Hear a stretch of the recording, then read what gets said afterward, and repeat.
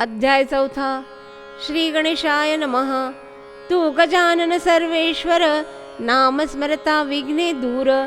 मोदक प्रिय दुर्वांकुर, परशु हाती शोभतो. अनंत होती अवतार, संत महात्मे भूवर. तया कारणे साचार, सुख समृद्धी पावती. आता एका पुढील कथा, बंकटा गृही तुम्ही समर्था. बालका सवे खेळत असता, चिलम भरवी कौतुके. चिलीम पेटविण्या पाही, परी साधन नव्हते काही. शोधून पाहता नाही, इलाज कुणाचा चालला. वैशाख शुद्ध पक्षास, अक्षय तृतीयेचा तो दिवस. बालक एक बदला तयास, पाहतो जाऊन शेजारी. जानकी राम नामे सोनार, राहत होता थोडा दूर. मनात येता विचार, तया गृही गेला असे. विस्तव होता बागेसरित, बालक झाला हर्षित. गजाननास्तव विनवित, मागे अग्नी तो तया. दिवस सणाचा तो जाण, परतविला बालक विस्तवाविण. होऊन जानकी राम क्रोधायमान, वदता झाला तया प्रती. व्यवहारिक नसे तुम्हा ज्ञान, वाटे देव गजानन. चिलीम पेटवावी अग्निवीन, उगाच भोंदू वाटतो. बालके हा होती चिंता तूर, मनात करीती विचार. विस्तवा वाचून लाचार, विन्मुख होऊन बैसले. गजानने जाणिले सर्व, सोनारास जाहला गर्व.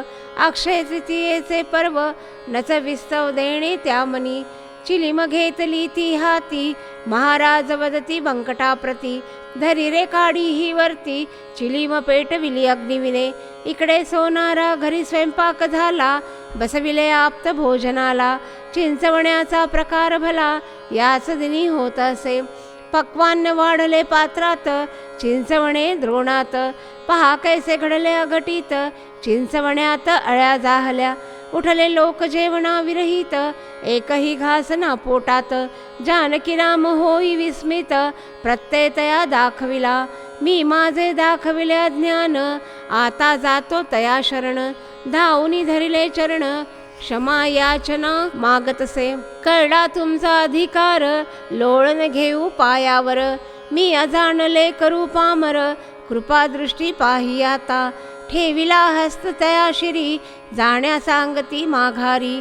चिंचवणे होई अमृतापरी, आश्चर्यचकित हो जाहला. चंदू नामे एक भक्त, राहत होता शेगावात. आणि काही असती तेथ, सेवे माझी स्वामीच्या. चंदू सवदती महाराज, कान्होले देई मजाज. न करीत राज, उतरंडीत तुझ्या असती ते.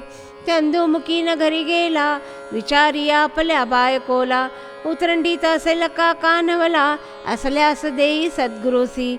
होऊन गेला महिना एक, घरी जेवले असती लोक. परिबुद्धीसी सद्विवेक, पहा म्हणे तो तिजसी. उतरंड उतरवणी पाहता, दोन कानवले येती हाता. मोद जाहला तया चित्ता, धन्य म्हणती गजानन. घातले चरणी दंडवत, त्रिकाल ज्ञानी हा संत. सुख समृद्धी जीवनात, तये कृपेने लाभली. माधव नामे एक ब्राह्मण, आला ग्राम चिंचोलीहून. संत चरणी होई लीन, मोक्ष साधावया कारणे. अट्टाहासे करून, राहिला अन्न पाण्या वाचून. काया जाहली असे क्षीण, मरणोन्मुख तो जाहला. विनविती तया लागी जन, सोड म्हणती उपोषण.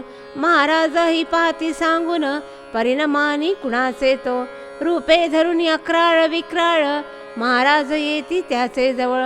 माधव काढता झाला पळ, वाचवा वाचवा म्हणून या. मृत्यू सभ्याला खरोखर, समर्थानी केला विचार. प्रपंची त्यागिला आचार, निर्धार करी नामाचा.